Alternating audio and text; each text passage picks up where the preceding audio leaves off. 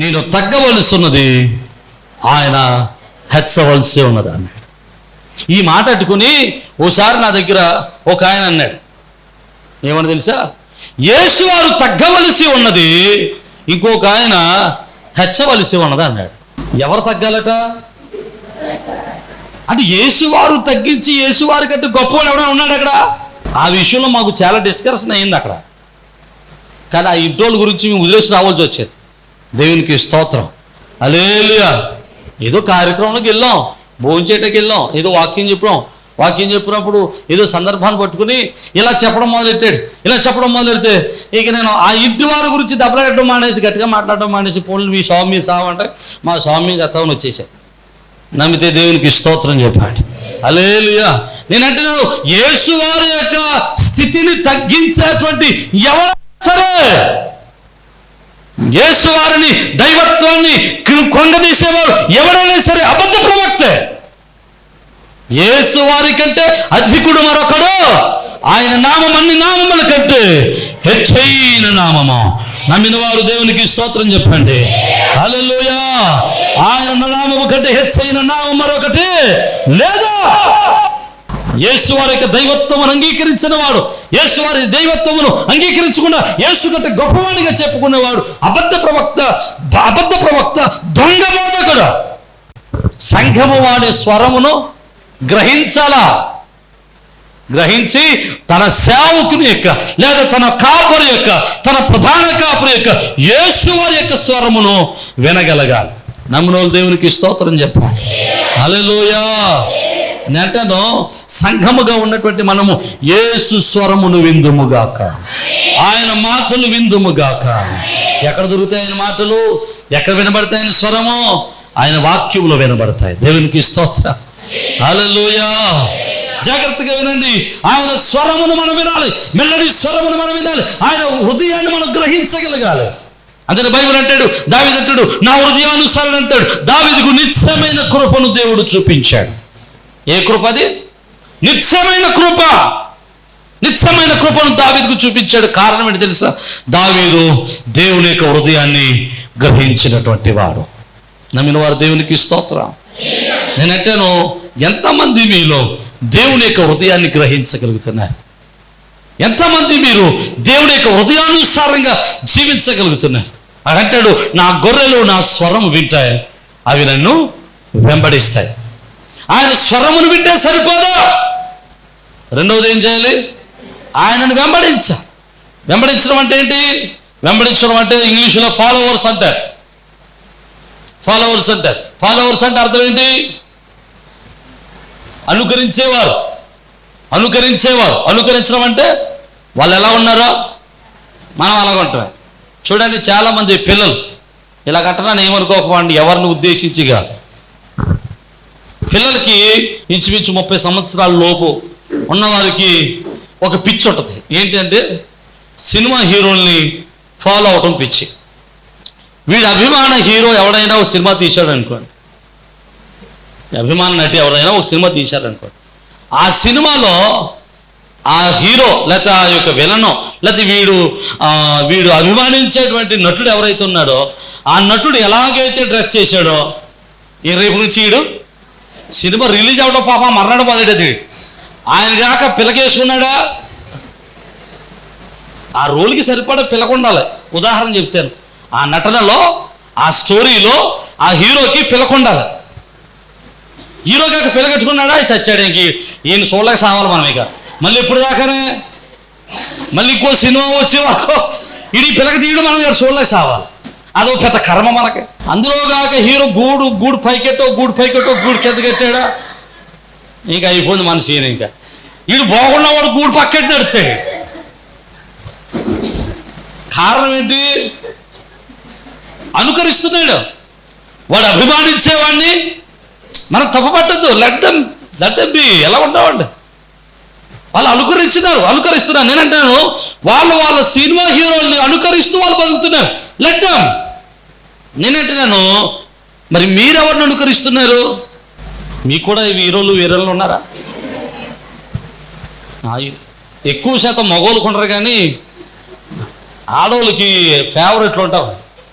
ఎక్కడ సీరియల్ లేరు మరి. సీరియల్ ఎప్పుడైనా గమనించారో లేదో కానీ మగవాళ్ళు అందరూ డమ్మీలు అన్నారు. సీరియల్ అందరూ మగవాళ్ళు డమ్మీ. విలన్లు ఆడోళ్ళే, హీరోలు ఆడోళ్ళే, కమెడియన్లు అన్ని ఆడోళ్ళే. వీళ్ళే మటర్లు ప్లాన్ చేసేస్తారు, వీళ్ళే అన్ని ప్లాన్ చేసేస్తుంటారు. అత్తగారిని ఎలా చంపాలో అలా నేర్పించేస్తుంటారు. దేవునికి స్తోత్రం. నేనంటాను మనం వీళ్ళు కాదు ఫాలో అవ్వాల్సింది. మనం ఎవరిని వెంబడించాలి? రక్షకుడైన యేసును వెంబడించాలి. నేనంటాను రక్షకుడైన యేసును వెంబడించేవాడు యేసుతోనే ఉంటున్నాడా? యేసు వల్ల జీవించగలుగుతున్నాడా? ఈరోజు నేను క్రైస్తవునండి. క్రైస్తవుడు అంటే ఎలా ఉండాలి? ఎవరిని పోలి నడవాలి? క్రీస్తుని పోలి నడవాలి. మీకు ఎలా చెప్తే అర్థం అవుదేమో. దేవునికి స్తోత్రం. ఇంకెద్దులేండి, వెనక్కి వెళ్తే మళ్ళీ బోల్ టైం పట్టదు. క్రీస్తుని పోలి నడవాలా, క్రీస్తుని పోలి జీవించాలా. నేను క్రీస్తువాణ్ణి అని చెప్పుకుంటూ మరొకరిని వెంబడిస్తే నువ్వు క్రీస్తులో ఉన్నవాడవో కాదు. గూడో పక్కెట్టి నేను పవన్ కళ్యాణ్ ఫ్యాన్ అంటే కుదురుతుందండి? ఉదాహరణ చెప్తున్నాను మీకు అర్థం అవడం కోసం. అది ఇంకో సినిమాలో ఆయన ఇంకొకడెవడో చేశాడు. ఆయన అనుకరిస్తూ నీకొక ఆయన ఫ్యాన్ అంటే కుదరదు. ఆ ఫ్యాన్స్ అందరూ కొట్టి తన్నేస్తారండి. ఆయనకి ఇది కలిపేద్దాం ఏంటి ఆయన. మనం కూడా క్రీస్తు ఫాలోవర్స్, క్రీస్తుని వెంబడించే వాళ్ళము, క్రీస్తు వారు మనం చెప్పుకుంటూ మనం ఎక్కడ బ్రతుకుతున్నాం తెలుసా? ఎవరిని వెంబడిస్తున్నాం? మనం లోకాన్ని వెంబడిస్తున్నాం. అర్థమైన వాళ్ళు దేవునికి స్తోత్రం చెప్పాడు. హల్లెలూయా. నువ్వు క్రీస్తు వాడవైతే, క్రీస్తు గొర్రెవైతే క్రీస్తు స్వరమును వినాలా, క్రీస్తును వెంబడించాలి. అర్థమైన వాళ్ళు దేవునికి స్తోత్రం చెప్పాడు. హల్లెలూయా. క్రీస్తు స్వరమును విని క్రీస్తును వెంబడించేవానికి దేవుడు 2 నిశ్చయాలు ఇస్తున్నాడు. ఏంటి తెలుసా? నేను వాటికి నిత్య జీవమును అనుగ్రహిస్తున్నాను. అక్కడ చెప్తున్నాడు చూడండి, ఏంటంట? నేను వాటికి నిత్య జీవమును చూస్తున్నాను. I'm giving eternal salvation, eternal life. నేను వాటికి నిత్య జీవమును ఇస్తున్నాను. ఎవరికి నిత్య జీవము? 2 విషయాలు చెప్పాను. ఒకటి, ఆయన స్వరమును వినేవాళ్ళు. రెండవది, నేను మీలో ఎంతమంది నిత్య జీవమునకు వారసులో? నా మాట మీకు అర్థమైందా? అందుకనే ప్రభువారు ఒక మాట అంటాడు, అంత్య దినములలో విశ్వాసం కలిగిన వాడిని ఒక్కనైనా నేను కనుగొంటానా అంటాడు. Will there be one? ఒక్కడైనా ఉంటాడా? ఇంతమంది సంఘంగా కూర్చున్నాం, 100-200 మంది దాకా కూర్చున్నాం. పోనీ ఇంతమందిలో నీకు నాకు నిత్య జీవం అనుగ్రహింపబడింది అని నిశ్చయముగా చెప్పగలిగిన వాడు ఎవడున్నాడు చెప్పండి? ఇక్కడ నేను నిత్య జీవమునకు వారసుని అని చెప్పగలిగిన వాడు ఎవరున్నారు చెప్పండి? ఎందుకో తెలుసా? మనం ఆయన స్వరమును వినలేదు. రెండోది, మనం ఆయనను, నా మాట మీకు అర్థమవుతుందా? మనం ఆయన మందిరంలో కూర్చుంటున్నాం అంతే, ఆయన వాక్యాన్ని వింటున్నాం అంతే, ప్రార్థనకి వెళ్తున్నాం అంతే, బాప్తిసం తీసుకున్నాం అంతే. కానీ మనం ఆయనను వెంబడించే వాళ్ళము కాదు. మనం ఎవరిని వెంబడిస్తాం? మనకు చాలామంది ఉంటారు, 1, 2, 3, 4. దేవునికి స్తోత్రం. ఏమండి,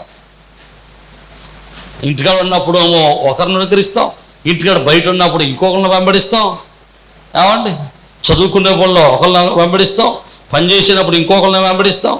మనం ప్రతిదానికి ఒక్కొక్కరు రోల్ మోడల్ తీసుకుంటాం. పెళ్లి చేయాలంటే ఇంకొకరు వెంబడిస్తాం. ఒక్కొక్కరిది ఒక్కొక్క ప్రయత్నం, ఒక్కొక్కసారి ఒక్కొక్కరు వెంబడిస్తూ ఉంటాం. నేనంటాను, నీ ప్రతి ప్రయత్నంలోను, ప్రతి జీవన విధానంలోను నువ్వు యేసునే అనుకరించాలి. దేవునికి స్తోత్రం. యేసును అనుకరిస్తూ యేసు స్వరమును వినేవాడికి దేవుడిస్తున్న నిశ్చయం ఏంటి తెలుసు? నేను వాటికి నిత్య జీవమును ఇస్తున్నాను. ఆమేన్, హల్లెలూయా. చాలా మంది అనుకుంటారు, నేను పరలోక రాజ్యానికి వచ్చేసాను, నేను బాప్తిసం పొందేశాను, నేను పరలోకానికి వెళ్ళిపోతాను, నేను పరలోకంలో ఉంటాను అనుకుంటారా? నువ్వు బాప్తిసం పొందినంత మాత్రాన పరలోకం బావా, బాప్తిసం పొందినంత మాత్రాన దేవుని రాజ్యంలో ఉండా. చాలా పర్యాలు చెప్పాను, మరోసారి చెప్తున్నాను, ఈ మాట చెప్తాను వినండి. కార్లు బాగు చేసే షెడ్ ఉంది, కార్లు బాగు చేసే షెడ్. కార్లు బాగు చేసే షెడ్లోకి ఎడ్లు బండి ఎట్టుకెళ్ళాం అనుకోండి, కార్లు బాగు చేసే షెడ్లోకి ఎడ్లు బండి ఎట్టుకెళ్తే కారు అంటారా? మరి కారు షెడ్లో ఉందా? కారు షెడ్లో ఎట్టిందల్లా కారు కాదా? అంతేనా? నా మాట మీకు అర్థమైందా? దేవునికి స్తోత్రం. అలా మందిరంలోకి వచ్చిన వాళ్ళందరూ క్రైస్తవులు కాదు. చాలామంది ఈ క్రైస్తవ వ్యతిరేకులు చాలామంది గిలగల కొట్టేసుకుంటున్నారు. అందరూ క్రైస్తవులు అయిపోతున్నారు, అందరూ క్రైస్తవులు అయిపోతున్నారు. వాళ్ళకు మాట చెప్తారు, మీరు ఏ కంగారు పడకండి బాబు, వీళ్ళకి కూర్చోవటం ఇక్కడ కూర్చున్నారు కానీ అనుగ్రహించేదంతా మిమ్మల్ని. ఈ ఆషాఢంలో పెళ్లి కూతురు ఎంతమంది ఉన్నారు? దేవునికి స్తోత్రం. మామూలుగా చెప్తున్నాను నేను, దేవునికి స్తోత్రం. నువ్వు ప్రార్థన చేసే ఉపయోగం ఏంటి? భక్తి చేసే ఉపయోగం ఏంటి? నువ్వు ఎవరిని వెంబడిస్తున్నావు? ఎవరిని అనుకరిస్తున్నావు? ఎవరి మాట వింటున్నావు? నువ్వు దేవుని మాట వింటి దేవుణ్ణి అనుసరిస్తేనే నీకు నిత్య జీవం కలుగుతుంది. నమ్మితే దేవునికి స్తోత్రం చెప్పాడు. హల్లెలూయా అంటున్నాడు. ఆ నిత్య జీవము ఎవడును ఎన్నటికి నశింపవా. The salvation is eternal. ఒక్కసారి రక్షింపబడితే అది శాశ్వతం. అర్థమైన దేవునికి స్తోత్రం చెప్పారు. హల్లెలూయా. చూడండి, ఫిలిప్పీయులకు రాసిన పత్రికలో ఒక చక్కటి మాట ఉంటుంది. ఫిలిప్పీయులకు రాసినటువంటి పత్రిక 1వ అధ్యాయం 6వ వచనం అంటాడు చూడండి, మీరు నాతో పాలువారిని చూచి మీలో ఈ సత్క్రియను ఆరంభించిన వాడు యేసుక్రీస్తు దినము వరకు దాన్ని కొనసాగించునని రూఢిగా. ఆమేన్. హల్లెలూయా. ఈ సత్క్రియ, ఈ రక్షణ అనుభవాన్ని కొనసాగించినటువంటి దేవుడు, ప్రారంభించినటువంటి దేవుడు మీ జీవితంలో యేసుక్రీస్తు దినము వరకు, అనగా 2వ రాకడ వరకు దాన్ని కొనసాగించుటకు ఆయన శక్తిమంతుడు. హల్లెలూయా. చూడండి, ఎఫెసీయులకు రాసిన పత్రిక కూడా చూడండి ఒకసారి. ఆ మాట కూడా మనం చదువుకుందాం. ఎఫెసీయులకు రాసినటువంటి పత్రిక మొదటి అధ్యాయము 13వ వచనం.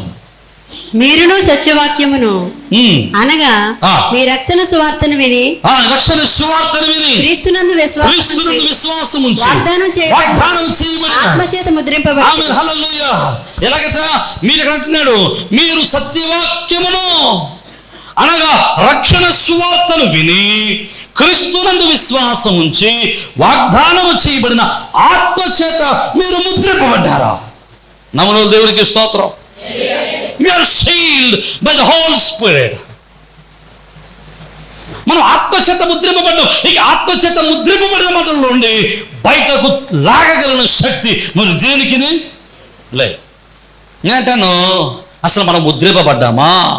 రక్షణ శాశ్వతమా అశాశ్వతమా తర్వాత విషయం. అసలు నువ్వు ముద్రింపబడ్డావా? నువ్వు రక్షణలో కొనసాగుతున్నావా? అసలు నువ్వు రక్షింపబడ్డావా? నువ్వు ఎవరి స్వరమును వింటున్నావు, ఎవరిని వెంబడిస్తున్నావు అని అంటున్నాడు. అవి నా దగ్గర నుంచి వాటికి నిత్య జీవనం ఇస్తున్నాను, అవి ఎన్నటికీ నశించావు. దేవునికి స్తోత్రం. క్రీస్తు రక్తములో నుండి మనల్ని బయటికి లాగగలిగిన శక్తి మరి దేనికి లేదు. నమ్మిన వాళ్ళు దేవునికి స్తోత్రం చెబుదా. హల్లెలూయా. జాగ్రత్తగా మనం ఆలోచన చేద్దాం. రక్షింపబడినటువంటి వాడు, రక్షణ పొందినటువంటి వ్యక్తి, రక్షింపబడినటువంటి వ్యక్తి ఎలా బ్రతుకుతాడండి? చూడండి, ఆ మాట కూడా మీకు జ్ఞాపకం చేసి నేను ముగించడానికి ప్రయత్నం చేస్తాను. గలతీయులకు రాసినటువంటి పత్రిక 4వ అధ్యాయం 8వ వచనం నుండి మనం చదువుదాం. చూడండి, ఆ కాలమందైతే మీరు దేవుని ఎరుగిన వారై నిజమునకు దేవుడు కాని వారికి దాసులై ఉంటారు. కానీ ఇప్పుడు మీరు దేవుణ్ణి ఎరిగిన వారును మరి విశేషముగా దేవుని చేత ఎరగబడిన వారునై ఉన్నారు గనుక బలహీనమైనవి నిష్ప్రయోజనమైనవినైనా మూలపాఠముల తట్టు మరలా తిరిగినాలా? మునుపటి వలె మరలా వాటికి దాసులై ఉండనాలా?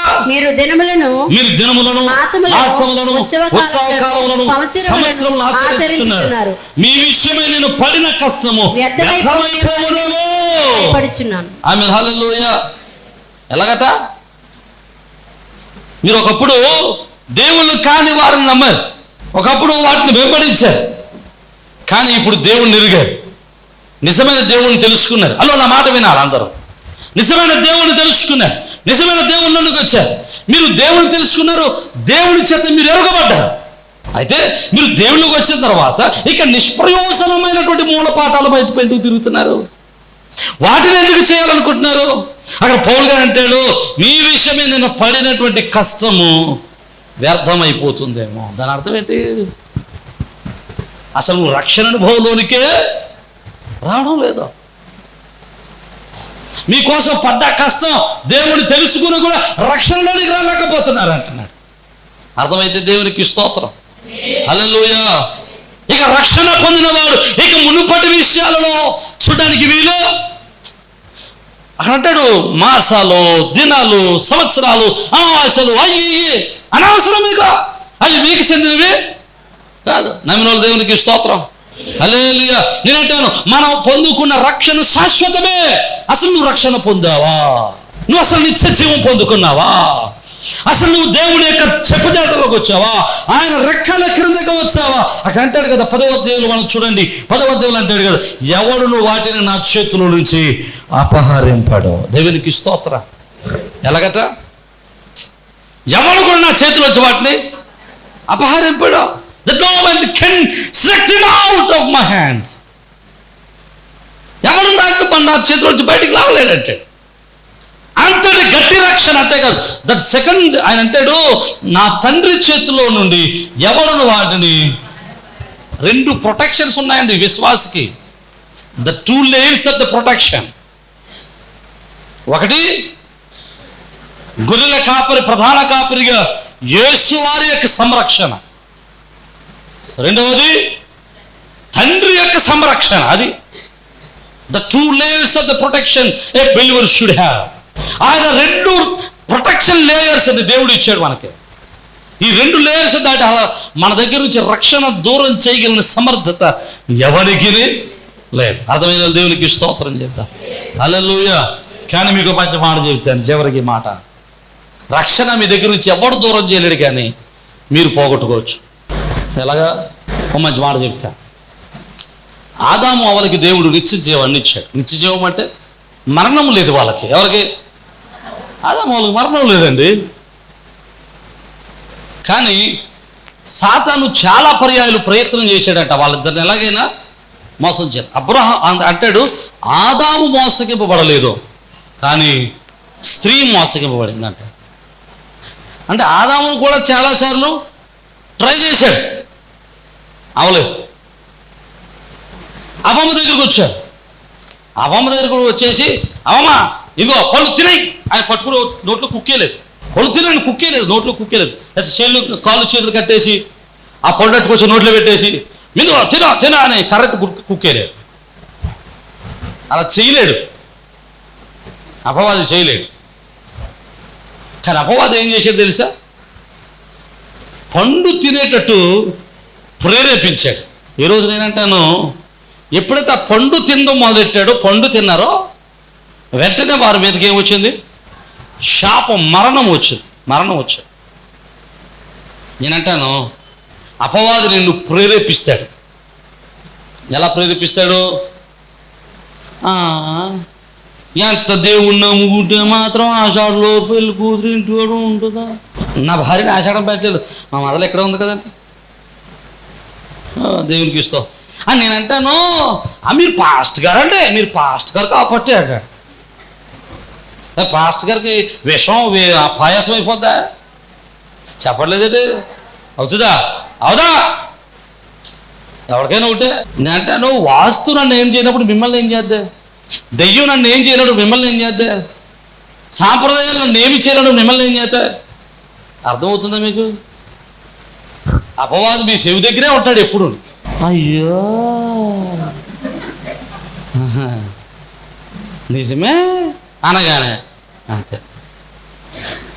ఇలా ఒక అమ్మాయిని పాటెట్టాం మేము చర్చిలో. ఏ చర్చిలో అని అడగాను, చర్చిలో అంతే. చక్కగా ఎర్రగా దొండపొడిలాగా ఉంటుంది, 16 బొట్లు పెట్టింది, ఓ మాదిరి చిన్న దెయ్యంలా కనబడుతుంది. కొంచెం ఎర్రగా పుడతాం పాపం, కొంచెం చిన్నపిల్లకి ఈ చేతికి తోడు కట్టేస్తారు, ఈ సైడ్కి కట్టేస్తారు, ఈ చేతికి కాళ్ళు కట్టారు, ఈ కాలుకి కట్టేస్తారు. నేనంటాను, 40 సంవత్సరాలు వచ్చేది, నేను ఎప్పుడు కట్టుకోలేదు, నాకు ఏ దరిద్రం అంటుకోలేదు. మీకు ఎందుకు అంటుకుంటుంది? మా పిల్లలకి అట్లా, మా పిల్లలకి ఏ దరిద్రం అంటుకోలేదు, మీ పిల్లలకి ఎందుకు అంటుకుంటుంది? నెట్ట నువ్వు ఎన్నిటిని విడిచిపెట్టాలి, ఎన్ని మనవి కాదో అపవాది మనలను రక్షణలో నుంచి బయటికి లాగేయడానికి, మనల్ని రక్షణ నుండి దూరం చేయడానికి ప్రేరేపిస్తున్నాడు. అలా ప్రేరేపించినప్పుడు అపవాదిని మనం ఎదిరించగలిగిన శక్తిమంతులం అవ్వాలి. హల్లెలూయా, హల్లెలూయా. మనం పైన ఉంటున్నాం కదా, ఈశాన్యం నుంచే నీరు వెళ్ళాలి. ఈ కన్ను నుంచే పెట్టాం. ఓ బుర్ర ఉంటుంది ఇక్కడ, ఈ మయంగా ఓ బుర్ర ఉంటుంది, ఆ కన్ను బుర్ర ఉంటుంది. నీళ్ళకే ఈ 3 కూడా నీళ్ళు పెట్టుకోటాక. యువతల నుంచో లీటర్ నీళ్ళు వెళ్తాయి, ఇక్కడ నుంచో స్నానాలు చేసి నీళ్ళు వెళ్తాయి, ఇక్కడ నుంచో వర్షం నీళ్ళు వెళ్తాయి. మరి నాకు ఏమవట్లేదు. దేవునికి స్తోత్రం. నా మాట మీకు అర్థమైందా? ఎవడో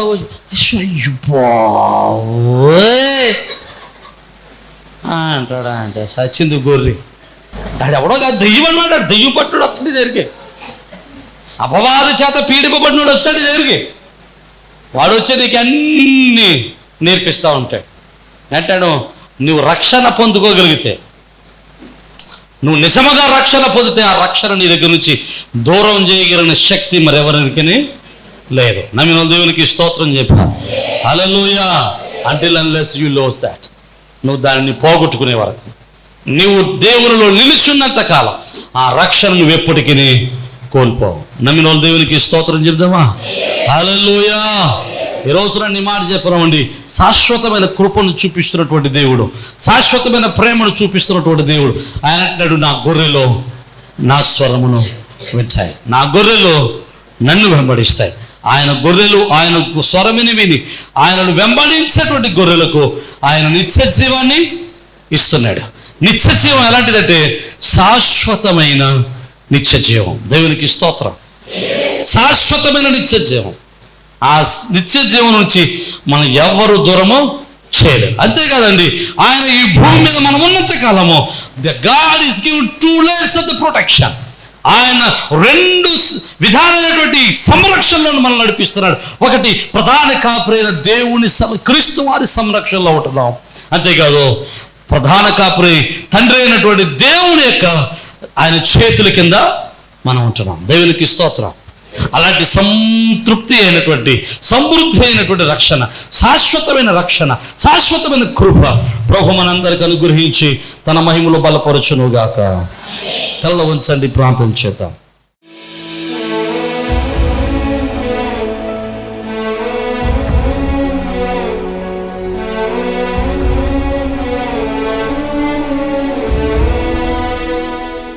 సర్వకృపానిధి ప్రేమగిరిన ప్రభువా, అయా విన్న వాక్యం అవతల నాటింపచేయండి.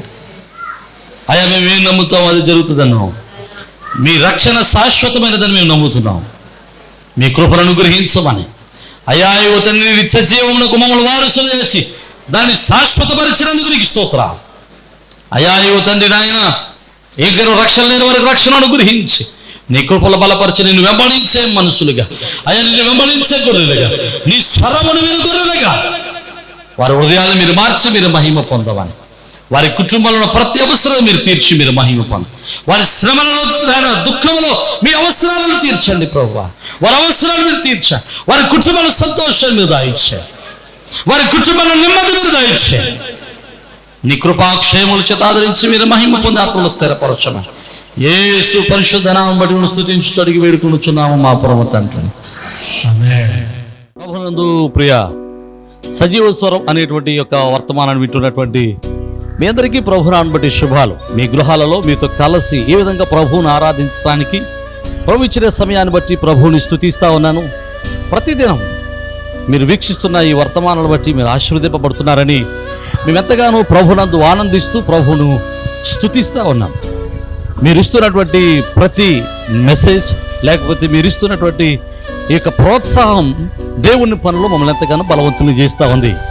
కనుక మీరు ఈ వర్తమానాల చేత ఆశీర్వదింపబడుతున్నట్లయితే ఇంకా అనేక మందికి ఈ వర్తమానాల్ని పరిచయం చేయండి. అలాగే ఈ వర్తమానాల చేత మీరు ఆశీర్వదింపబడుతున్నట్లయితే తప్పనిసరిగా ఈ యొక్క పరిచర్యలో మీ వంతు సహకారాన్ని, భాగస్వామ్యాన్ని పంచుకోవాలని ప్రభు పేరట మిమ్మల్ని ప్రేమతో ఆహ్వానిస్తూ ఉన్నాం. చాలామంది అడుగుతూ ఉన్నారు, అయ్యా మేము ఈ పరిచర్యలు ఎలా పాలుభాగస్తులు కావాలి అని. చాలా సంతోషం. దేవుడు మీకు ఇచ్చిన భారాన్ని బట్టి ప్రభునందు ఆనందిస్తూ ఉన్నాను. తప్పనిసరిగా మీరు కూడా మాతో కలిసి ఈ యొక్క సత్య సువార్తను, ఈ యొక్క ఆత్మీయమైన వర్తమానాలను అనేక మందికి అందించటంలో మీ వంతు కూడా ఖచ్చితంగా సహకారాన్ని అందించవచ్చు. కనుక ఈ స్క్రీన్ మీద కనబడుతున్న నెంబర్లకి ఖచ్చితంగా ఫోన్ చేయండి. తగినటువంటి ఆలోచనలు, సలహాలు, ఎలాగో మీరు ఈ పరిచర్యలో బాల్య భాగస్తులు కాగలరో మేము మీకు తెలియపరుస్తాం.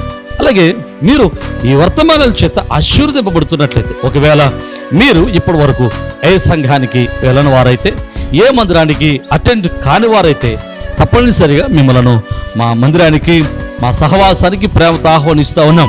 చక్కని అపోస్తుల యొక్క బోధ, ఆత్మీయమైనటువంటి ఆరాధన, ప్రేమతో కూడినటువంటి సహవాసము, చక్కని ప్రేమతో కూడినటువంటి ఆదరణ సంఘం ద్వారా పొందడానికి మిమ్మల్ని ప్రేమతో ఆహ్వానిస్తూ ఉన్నాం. ఒకవేళ మీరు ఏకైనా మందిరాల్లో ఆల్రెడీ మందిరాల్లో కట్టబడి ఉన్నట్లయితే తప్పనిసరిగా ఆదివారపు ఆరాధన, మందిరంలో జరిగేటువంటి కూడికలలో పాల్గొనటం మానేయదు. తప్పనిసరిగా మీ మందిరాల్లో బలవంతులై, శ్రేష్ఠులై, దేవుని పనులు బలవంతులుగా ఎదగాలని మిమ్మల్ని ప్రేమతో ఆహ్వానిస్తున్నాం. ఒకవేళ ఎక్కడా మీరు పరిచర్యలో, ఏ పరిచర్యకు, ఏ సహవాసానికి ఒకవేళ మీరు అట్టుకట్టి ఉండకపోతే, ఏ సహవాసంలో మీరు పాలుభాగస్తులుగా ఉండకపోతే తప్పనిసరిగా మిమ్మల్ని ప్రేమతో ఆహ్వానిస్తూ ఉన్నాం. మన పరిచర్యల ద్వారా ఇంకా అనేకమైనటువంటి పరిచర్యలు జరుగుతూ ఉన్నాయి. ప్రతి నెల అనాథల పరిచర్య చేస్తూ ఉన్నాం. ఈ అనాథల పరిచర్యలో చాలామంది యవన బిడ్డలు తమ యవన కాలంలో తమ యొక్క భర్తలను కోల్పోయిన వారు ఉన్నారు. అలాగే చిన్న చిన్న పిల్లలు పెట్టుకుని వారు పోషిస్తున్న వారు ఉన్నారు.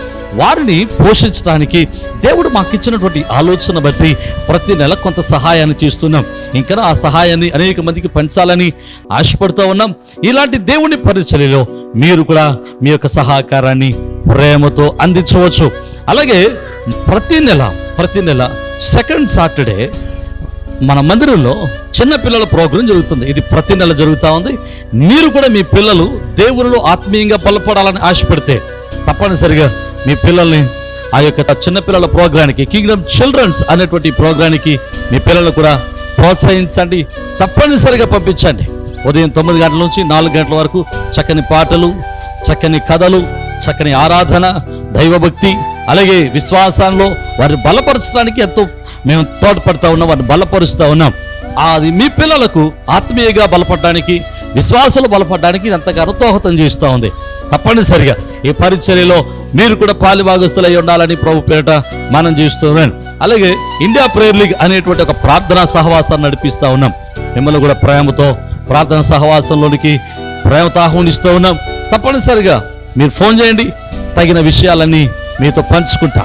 అలాగే మీరు ఒకవేళ యూట్యూబ్ ద్వారా వాక్యాన్ని విన్నట్లయితే, ఒకవేళ ఈ వాక్యం ద్వారా, ఈ వర్తమానాల ద్వారా మీరు ఆశీర్వదింపబడిన వారైతే ఖచ్చితంగా ఈ యొక్క వర్తమానాలు అనేక మందికి పరిచయం చేయండి.